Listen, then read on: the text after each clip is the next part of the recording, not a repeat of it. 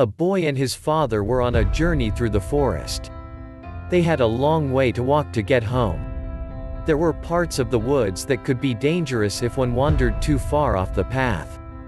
For that reason, the father asked the boy to hold his hand and stay close. The boy complied for a short while. But then a bright butterfly crossed their path. Intrigued by the vibrant creature, the boy let his hand slip from his father's gentle grip and gave chase. The butterfly veered off the path and into the cool darkness of the woods. The boy followed after, too captivated by the insect to hear the voice of his father calling him back. The creature led the boy deeper and deeper into the woods and then suddenly disappeared. The boy stopped in his tracks, mystified. With the enchantment of the butterfly gone, the sinister darkness of the deep forest closed in around him. Frightened, he tried to make his way back to the safety of the path. But he couldn't remember how to get back. He wandered and stumbled through thorn bushes until he heard the voice of his father calling to him. The sound of the voice guided him back to the path, where he finally emerged, tired and tattered, but greatly relieved. His father welcomed him with a hug and warned him not to wander off again. But a short while later, the boy saw a rabbit on the side of the path. He let go of his father's hand and walked toward the rabbit. As he drew close, the rabbit turned and scampered off into the woods. The boy gave chase again and again, soon found himself deep within the woods.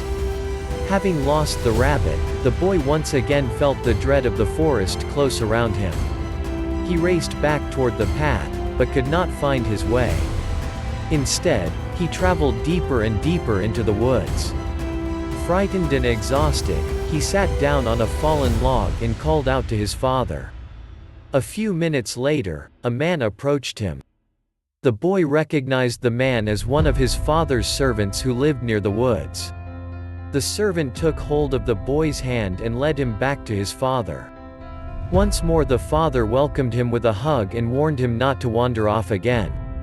A little bit later, the boy heard some music coming from the woods. It reminded him of the sounds of a carnival. Again he left the path and wandered into the woods to find the source of the music. The sound drew him deeper into the forest, far deeper than he had been in his previous trips. He was sure that the music was leading him to a place where there would be treats and fun games to play. But suddenly the music stopped and the boy found himself in a dark and cold place. The twisted tree limbs above him choked out the sunlight. He knew he was hopelessly lost. All he could think to do was sit down and cry. A short time later, his father's servant appeared again and offered to lead him back to the path. The boy was just about to follow when another man appeared. He was dressed in fine clothes and had a pleasant smile. He offered to lead the boy all the way home by a much shorter route than the path his father had been taking. He said that his way would take them past a carnival where the boy could stop and play. As if on cue, the music started up again. The boy's eyes lit up. He took the hand of the stranger and walked off with him even deeper into the woods. The servant called after the boy, warning him that the stranger was evil and was leading him into danger. But the boy ignored the servant's cries and focused all his attention on the carnival music and all the fun it held in store. The boy walked with the stranger for quite some time. The music always seemed close, but just out of reach. The forest grew even darker and the path narrowed. Thorns and brambles began to choke the trail, tearing at the boy's clothes and cutting his skin. But still he pressed on, trusting in the promises of his guide. Suddenly the ground beneath his feet softened. He tried to take a step but could not. Then he started to sink, first up to his shins and then all the way up to his knees. He struggled to escape from the quicksand, but that only caused him to sink deeper. He cried out to his guide for help, but his guide was no longer there. Sinister lights began to flicker in the darkness around him. He soon realized they were the eyes of wolves closing in around him. He could hear their low growls. He was utterly trapped. Knowing it was probably hopeless, but unable to think of anything else to do, the boy screamed for his father. Moments later, a figure came crashing through the thorns. It was the boy's older brother. His clothes were in tatters and he was cut all over from having charged through the thorns. He reached out his hand to pull the boy out of the quicksand. The boy grabbed his brother's hand and was yanked from the mire in one strong motion.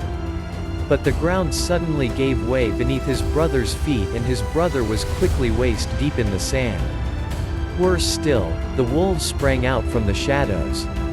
The brother told the boy to run and the boy obeyed. The wolves did not pursue. Instead they focused their attention on the boy's helpless brother. The boy cried as he heard them carry out their savage work in the distance behind him. After running for some time, the boy finally stopped. He no longer heard the wolves, but he still felt as though he was no closer to the path. Suddenly a figure appeared before him. It was his brother. He was alive and his body bore no sign of damage from thorns or wolves. The boy could hardly believe his eyes. He asked his brother how it was possible. His brother told him that their father had given him power over death. He had come back to lead the boy back to the path that would lead them home. The boy took his brother's hand and the two of them walked back to the path. Once they reached the path, the two of them walked home together. When they reached their house, their father ran out to greet them and embraced them both. He made no mention of the boy's disobedience that had led him off the path.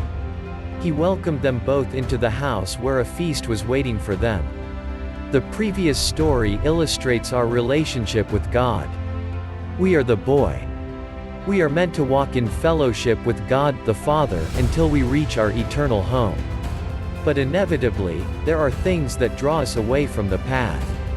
We each have our own temptations that lure us into the dark, tangled woods of sin.